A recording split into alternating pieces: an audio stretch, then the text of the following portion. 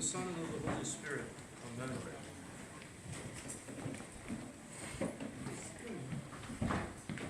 Today we hear this reading from the Holy Gospel about the rich man who ran into such a great bounty that he thought he had to expand his barns and so he could take it easy for years to come. He got a big bonus and had to open a new 501c3 or something like that. And I think we need to really look and see, what is the message here? And the message is that if we trust in riches, if we trust in our in the material resources of this world, if we think that that's sufficient and that we can just kick back and enjoy, we have another thing coming. Because we never know when it is that our soul will be required of us, and in accounting for how we have lived our life, and in accounting for how we have been stewards of the resources that God has entrusted to us. Because really, when it comes down to it, that stewardship of our resources is really what is really what possessions are about. It's not about nothing that we can take to our ego. It's nothing that it's not because we're better than other people. It's not because or anything like that. It's rather that God has entrusted these things to us to see what we're going to do with them. To see how are we going to use them for selfishness and self-gratification? Are we going to use them for the gratification and the upbuilding of our ego and to lord it over other people? Or are we going to use it for the upbuilding of the kingdom, or are we going to use it and especially to show mercy to the poor and to those who are in need? One of the things that always strikes me in the wedding service is that a couple is blessed, and the prayer asks that the Lord would bless the couple with all the fruits of the earth, with all of the good things of this world, in order to be able to share with the poor. And that's the goal. In order to share with the poor. Not just to build up for ourselves, but in order to be generous and to give. And that almsgiving is one of the key, not only virtues, but it's also one of the key disciplines that we have. And the almsgiving is not about let's build lots of government agencies so that they can take care of the poor, so that we can cut a check to the IRS and they'll take care of everything. But rather, what's most important in giving alms is to do it personally. Not simply to cut a check to some organization. That's nice, that's good, it's important, and we need to do that. But it's also important to reach out personally to those who are in need. If somebody comes to ask and asks you for something, give them what you can. And if you don't have anything to give, at least smile and acknowledge their humanity. Recognize that they're a person who's no different than you are. And they may have fallen on hard times, but they deserve just as much love and honor and respect as everyone else. And so when we can do this, when we can make that giving of ourselves to those who are in need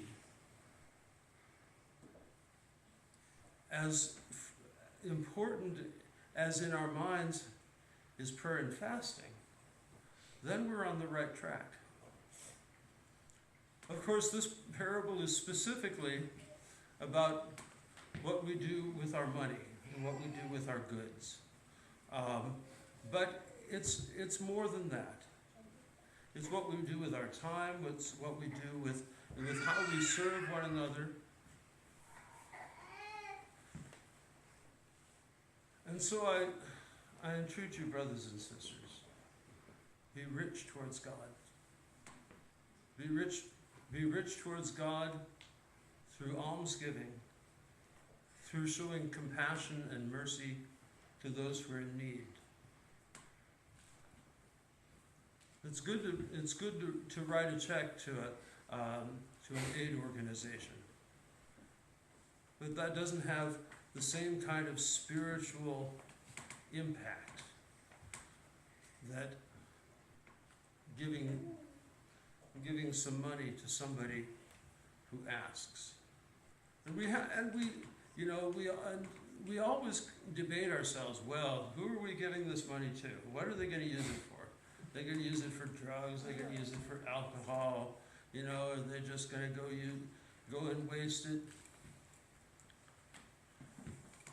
And actually, the fathers and teachers kind of go back and forth on this, saying it's a sin to give money to a drunkard who's going to go and use it for alcohol. It's like it would be it's a kind of an enabling kind of thing. But if we're looking at it like that, doesn't that mean also that we're judging that person?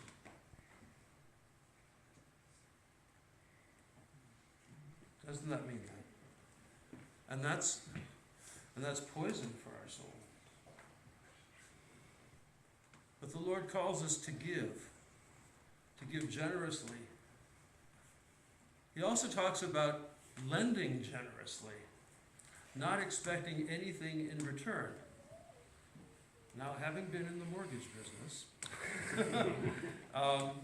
that sounds really odd. And it's something very alien to our society, because our whole economy is based on debt and interest.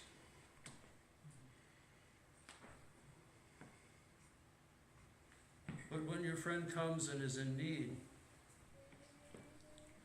and you lend them the money, what's more important, your friend or the money? And so if they return it to you, that's nice.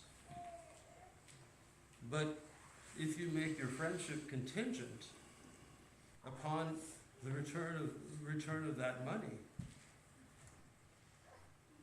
where's the spiritual content?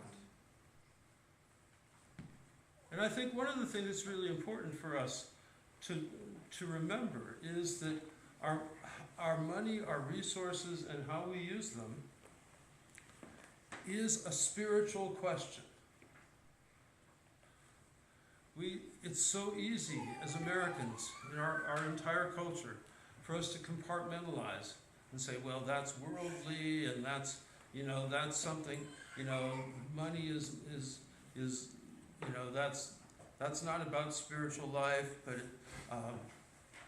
the reality it is how we use our money, how we exercise that stewardship, what we return to God that's already His. In the Old Testament, the norm was 10% that people would give. The New Testament, if you look in the book of Acts, it's not 10%, it's 100%. It's 100%. And what that is, it's an acknowledgement that God has given us everything that we have. And how often do we think, well, I work hard for my money? Yes, you do, but by God's grace you work hard for your money. By God's grace you've got that job that you have. And by God's grace that you get the kind of salary and you get the kind of benefits and all of that kind of stuff that you have. And it's all a gift from God. And so how we use our resources, just like everything else in our life, how we treat one another, how we treat the clerk at the grocery store, how we treat, what is our attitude towards the other drivers on the road, you know? These are all spiritual questions. Because our spiritual life is every aspect of our life. And the more that we can be conscious of that, and think and ask ourselves,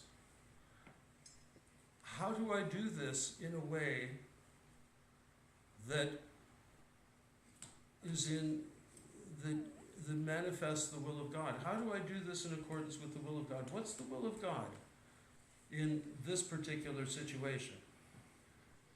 For me to swear at the driver who just cut me off, or to just remain calm and recognize that, okay, maybe that person is trying to get away or get ahead for some reason, who knows.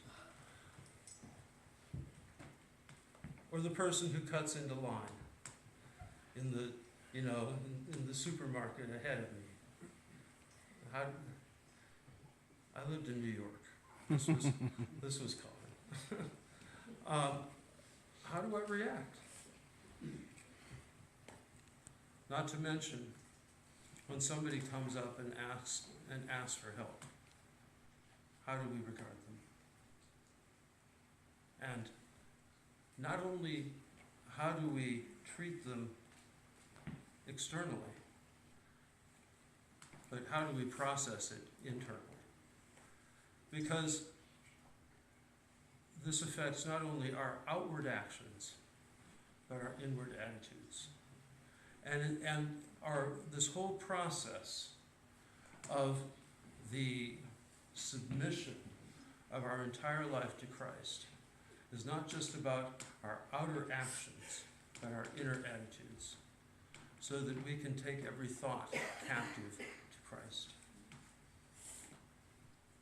And so, brothers and sisters, let us strive to be mindful of God and of His will, and think, how do I fulfill the will of God in whatever situation I find myself?